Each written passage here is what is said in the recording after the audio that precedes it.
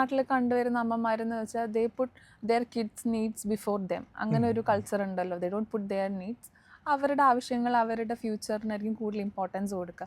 അപ്പോൾ later on going forward അത് അവരുടെ അമ്മമാരുടെ ഒരു ഫ്യൂച്ചറിനോ അല്ലെങ്കിൽ അവരുടെ ഒരു എക്സിസ്റ്റൻസിനോ ഒരു പ്രശ്നമാവാൻ ചാൻസ് ഉണ്ട്.